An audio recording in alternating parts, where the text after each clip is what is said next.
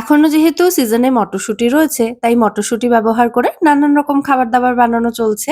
তো আজ যে রেসিপিটা শেয়ার করছি সেখানেও অন্যতম প্রধান চরিত্র হিসেবে থাকছে মটরশুঁটি। রান্নাটা শুরু করার আগে আমি আদা, রসুন, কাঁচা লঙ্কার একটা পেস্ট তৈরি করে নেব। তো রেশিওটা কি পরিমাণে নিয়েছি সেটা আপনারা দেখে নিন। তার জন্যই দেখালাম, এতটা ব্যবহার করব না। এখানে রয়েছে ৬০ গ্রাম রসুন, ৪০ গ্রাম মতো আদা আর তার সাথে নিয়েছি স্বাদ অনুযায়ী কাঁচা লঙ্কা। এরপর নিয়েছি এখানে ৬০০ গ্রাম খাসির মাংস, যেটাকে আমি একদম ছোট ছোট টুকরো করে কাটিয়ে নিয়েছি। এখানে উইথ বোন, উইদাউট বোন দুরকম পিসই রয়েছে। কিছু পিস যদি একটু হাড় সহ নেওয়া হয় তাহলে এই রান্নার টেস্ট কিন্তু দুর্দান্ত হয়।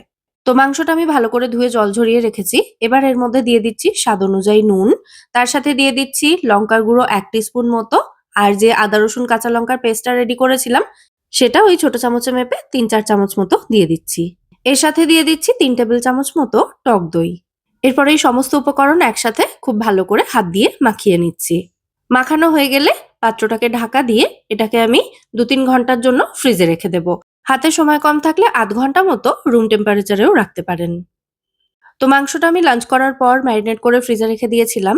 আর বিকেলে মাংসটা ফ্রিজ থেকে বের করে নিয়ে এসেছি। সন্ধ্যাবেলা আমার ২ জন ভাই-বোন আসার কথা ছিল। তো সবার জন্যই, মানে তাদের এবং আমাদের জন্য রাতের খাবারের জন্য এটা বানাচ্ছিলাম। যাই হোক, মাংসটা ফ্রিজ থেকে বের করে নিয়ে আসার পর গ্যাসে একটা প্রেসার কুকার বসিয়ে ভালো করে গরম করে তার মধ্যে আমি জাস্ট ১ টেবিল চামচ মতো সর্ষের তেল দিয়ে দিলাম। তেলটা ভালো মতো গরম হয়ে গেলে ম্যারিনেট করে রাখা মাংসটা এর মধ্যে দিয়ে দেব। আপনারা কিন্তু এই রান্নাটা মাটন কিমা দিয়েও করতে পারেন। তবে সেক্ষেত্রেও একটু হাড় রাখার চেষ্টা করবেন। মানে সেটাকে আর কিমা করবেন না, তবে একটু হাড় সঙ্গে রাখবেন। তাতে কিন্তু বেশি টেস্টি হয় এটা। সেক্ষেত্রে এটা অনুষ্ঠান বাড়ির মতো কিমা মাটন হবে। তবে আমার মনে হয় মাটনের পিসগুলো একটু মুখে পড়লে খেতে বেশি ভালো লাগবে। সেই কারণে আমি একদম ছোট ছোট টুকরো করে কাটিয়ে নিয়েছি মাংসটাকে। আমি মাংসটা কিন্তু রেয়াজি মাংস নিইনি, তবে আলাদা করে অল্প একটু চর্বি নিয়েছি। যাই হোক, তেলের ওপরে মাংসটা দিয়ে মাংসটাকে খুব ভালো করে একটু ভেজে নিচ্ছি। গ্যাসের ফ্লেমটা এই সময় একেবারে হাইতে রেখেছি আমি। মাংসের কালারটা দেখুন আস্তে আস্তে চেঞ্জ হতে শুরু করেছে। তো এটাকে খুব বেশি ভাজার দরকার নেই। এরপর এর মধ্যে দিয়ে দেব সামান্য একটু জল। আর জলটা কিন্তু অবশ্যই এখানে গরম করে ব্যবহার করবেন। তো জল এখানে আমি ওই ১/২ কাপ মতো দিলাম। খুব বেশি জল দেওয়ার প্রয়োজন নেই। দিয়ে এটাকে ভালো করে নাড়াচাড়া করে একবার মিশিয়ে দিচ্ছি এবং এরপর প্রেসার কুকারের ঢাকনাটা বন্ধ করে হাই ফ্লেমে ৪ টে হুইসেল আসা পর্যন্ত এটাকে রান্না করে নেব। এতে কিন্তু মাংসটা জাস্ট 80% মতোই সেদ্ধ হবে। তো যতক্ষণে প্রেসার কুকারে হুইসেল আসছে ততক্ষণে আমি এখানে আরো কিছু উপকরণ রেডি করে নেব। প্রথমেই নিয়ে নিচ্ছি এই রান্নার অন্যতম প্রধান উপকরণ মটরশুঁটি, যেটা আমি ছাড়িয়ে নিচ্ছি। এখানে মোটামুটি ৭৫০ গ্রাম মতো মটরশুঁটি আমি ব্যবহার করেছি। তো আমার অর্ধেক মটরশুঁটিও ছাড়ানো হয়নি, ততক্ষণে ৪ টে হুইসেল চলে এসেছে। তো আমি সঙ্গে সঙ্গে গ্যাসের ফ্লেমটা অফ করে দিলাম। এবার প্রেসার কুকারের ভেতর থেকে প্রেসারটা আপনা আপনি রিলিজ হওয়া পর্যন্ত অপেক্ষা করব। তো ওদিকে মটরশুঁটি ছাড়িয়ে নেওয়ার পর আমি এখানে এরকম সাইজের, মানে মাঝারি সাইজের ৩ টে পেঁয়াজ একদম মিহি করে কুচিয়ে নিচ্ছি। এদিকে প্রেসার কুকারের ভেতর থেকে প্রেসারটা বেরিয়ে যাওয়ার পর প্রেসার কুকারের ঢাকনাটা আমি খুলে নিচ্ছি। এবার একবার এটাকে ভালো করে নাড়াচাড়া করে আমি একটু চেক করে নিচ্ছি যে মাংসটা মোটামুটি 80% মতো সেদ্ধ হয়েছে কিনা। কুকারটা সাইডে রেখে গ্যাসে একটা কড়াই বসিয়েছি। কড়াই গরম করে নিয়ে তার মধ্যে ২ থেকে ৩ টেবিল চামচ মতো সর্ষের তেল দিয়েছি। তেলটা ভালো মতো গরম হয়ে গেলে এতে ফোড়নের জন্য দিয়ে দিচ্ছি একটা তেজপাতা, একটা বড় এলাচ থেতো করে দিয়েছি আর তার সাথে ২ টুকরো দারচিনি এবং ৪ টে লবঙ্গ একসাথে হামানদিস্তাতে থেতো করে এর মধ্যে দিয়েছি। ফোড়নটা ভালো করে ভেজে নিয়ে তারপর এর মধ্যে যে মিহি করে কুচোনো পেঁয়াজটা রেখেছিলাম সেটা দিয়েছি। অন্য একটা রান্নায় সামান্য একটু পেঁয়াজের রস এক্সট্রা ছিল, তো সেটা আমি এখানে ব্যবহার করে নিচ্ছি। যদিও এটা কিন্তু সম্পূর্ণ অপশনাল। যেহেতু পেঁয়াজের রস খুব বেশিক্ষণ রাখা যায় না, তাই এই রান্নাটা সাইড বাই সাইড চলছিল, তাই এতেই ব্যবহার করে নিয়েছি। আচ্ছা, এখানে আমি পেঁয়াজটা ভালো করে ভেজে নিয়েছি দেখতেই পাচ্ছেন। তো এবার এর মধ্যে দিয়ে দিচ্ছি আদা, রসুন, কাঁচা লঙ্কা বাটা, যেটা আমি প্রথমেই রেডি করে রেখেছিলাম। সেটা আরো ২ চামচ মতো দিয়েছি। দিয়ে ভালো করে নাড়াচাড়া করে একটু ভেজে নিচ্ছি।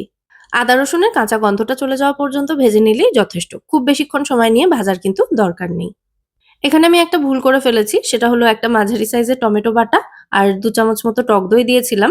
যেটা ক্যামেরা অফ থাকার কারণে আমি দেখাতে পারিনি। মানে ক্যামেরাটা অন করার কথা খেয়ালই ছিল না আরকি। তো আপনারাও একটু টমেটো বাটা এবং টক দই দিয়ে দেবেন। এরপর এর মধ্যে রেগুলার কিছু গুঁড়ো মসলা দিয়ে দেব। নিয়েছি হলুদ গুঁড়ো, ঝাল লঙ্কার গুঁড়ো, কাশ্মীরি লঙ্কা গুঁড়ো, একটু জিরে গুঁড়ো আর একটু ধনে গুঁড়ো। সবই মোটামুটি ১/২ চামচ করেই নিয়েছি। তো সবটা একসাথে দিয়ে দিলাম আর সাথে সামান্য একটু নুন দিলাম। আর দিলাম ১ চামচ পরিমাণে ছাতু। ছাতুর পরিবর্তে আপনারা ভাজা বেসনও এখানে দিতে পারেন। তো আবার এই সমস্ত উপকরণ একসাথে খুব ভালো করে মিশিয়ে মসলাটাকে কষিয়ে নিতে হবে। আর ছাতুটা দেওয়া হলে মসলাতে খুব সুন্দর একটা বাইন্ড আসবে। মসলাটা কষাতে কষাতে যখনই মসলা একটু শুকিয়ে যাবে তখনই মাংস সেদ্ধ করা জল অল্প একটু করে দিয়ে দেবেন। আর মসলাটাকে কিন্তু বেশ খানিকক্ষণ সময় নিয়ে কষাতে হবে। গ্যাসের ফ্লেমটা লো টু মিডিয়ামে রাখবেন এবং একটু সময় নিয়ে মসলাটা ভালো করে কষিয়ে নেবেন। মসলা কষাতে কষাতেই এর মধ্যে দিয়ে দিচ্ছি আমি ১ চামচ পরিমাণে কাসুরি মেথি, যেটা হাতের মধ্যে ঘষে এভাবে দিয়ে দিলাম।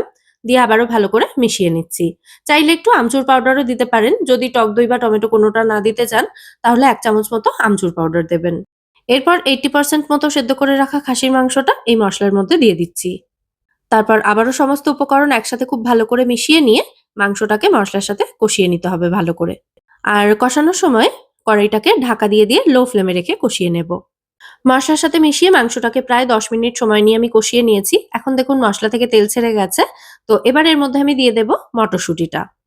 মটরশুঁটিটা কিন্তু কাঁচা অবস্থাতেই রয়েছে। খোসা ছাড়ানোর পর মটরশুঁটিটা ভালো করে ধুয়ে জল ঝরিয়ে এখানে আমি ব্যবহার করছি।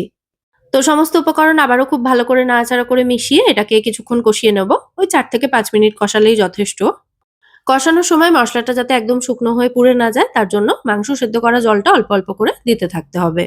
তো এইভাবে সমস্ত কিছু একসাথে বেশ খানিকক্ষণ সময় নিয়ে কষিয়ে নেওয়ার পর এবার দিয়ে দিতে হবে এর মধ্যে পরিমাণ মতো গরম জল।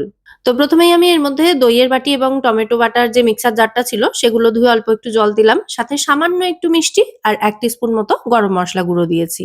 ভালো করে মিশিয়ে দেওয়ার পর আবারও ১/২ কাপ মতো গরম জল এখানে এড করলাম। দিয়ে একবার ভালো করে নাড়াচাড়া করে দিচ্ছি। তো এবার যে প্রেসার কুকারে মাংস সেদ্ধ করেছিলাম সেই প্রেসার কুকারের মধ্যেই এটাকে শিফট করে দিচ্ছি। কারণ এটাকে আবারও হাই ফ্লেমে একটা হুইসেল দিয়ে নেব। তাহলে মটরশুঁটিটাও ভালো মতো সেদ্ধ হয়ে যাবে। আর তার সাথে মাংসটাও যদি একটু বাকি থাকে সেটাও সেদ্ধ হয়ে যাবে। প্রেসার কুকারের ঢাকনাটা বন্ধ করে দিয়ে এবার হাই ফ্লেমে জাস্ট একটা হুইসেল আসা পর্যন্ত এটাকে রান্না হতে দেব। তাহলেই কিন্তু আমাদের রান্না এখানে এক্কেবারে রেডি হয়ে যাবে। দেখুন মোটামুটি ২-৩ মিনিটের মধ্যেই কিন্তু একটা হুইসেল চলে এসেছে। তো সঙ্গে সঙ্গেই আমি গ্যাসের ফ্লেমটা অফ করে দিলাম। দিয়ে ০.৫ ঘন্টা মতো এটাকে এভাবেই রেখে দিয়েছিলাম। তবে আপনারা কিন্তু প্রেসার কুকারের ভেতর থেকে প্রেসারটা রিলিজ হয়ে গেলেই ঢাকনাটা খুলে নিতে পারেন।